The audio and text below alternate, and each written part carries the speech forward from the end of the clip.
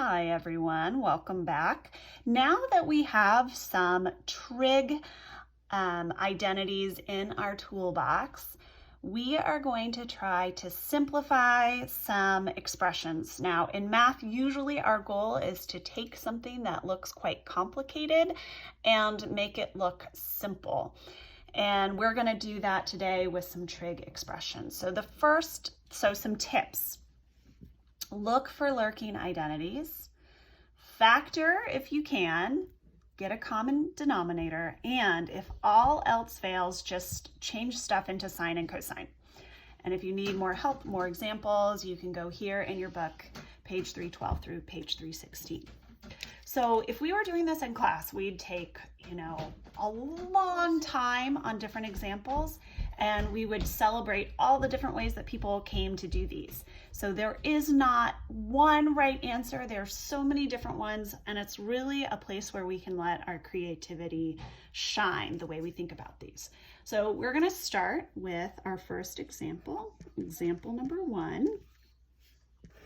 So let's say we have the cosecant of x times the secant of x minus the tangent of x.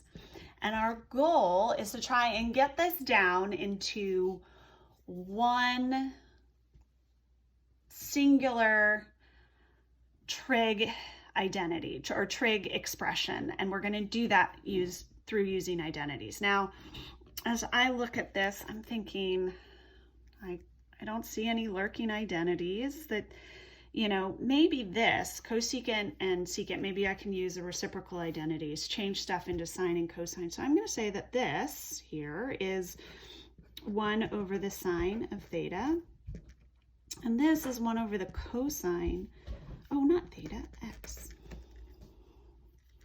This is the cosine of x.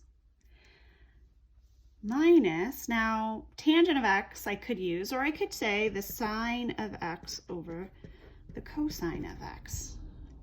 So see, I'm using identities to just change these into slightly different expressions.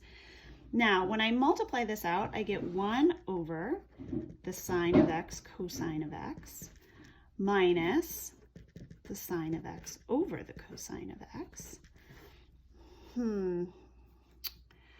Maybe if I try and get a common denominator, maybe if I multiply this by sine of x over sine of x.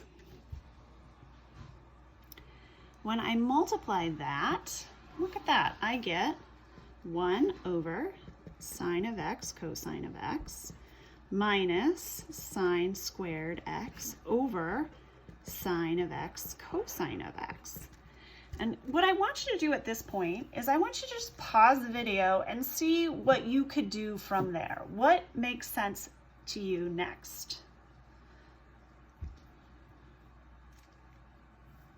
Okay, and maybe you're joining us back because you went ahead and paused the video, you did the video, you want to check to see if what you have is right. Well, here's what I got. I got 1 minus the sine squared x over sine x cosine x. And as I look at that, I'm starting to think, hey, that kind of reminds me of something. That kind of reminds me of sine squared x plus cosine squared x equals 1. Can I make that look like this? Can I use this somehow? Well, let's see.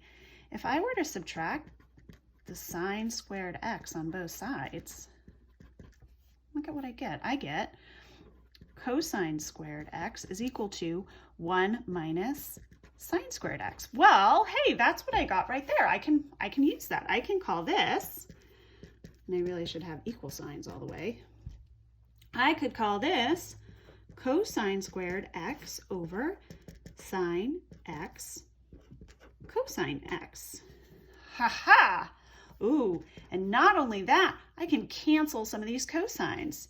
Cosine, cosine, what I'm left with is one last cosine. So now I've got the cosine of x over the sine of x. And oh my gosh, I know this one. This is one of my quotient identities. This is the cotangent of x. Ta-da! We did it. So you know that you will have done this correctly when you take something yucky and simplify it all the way down to something that is a single expression or a number. Let's look at another example in the next video.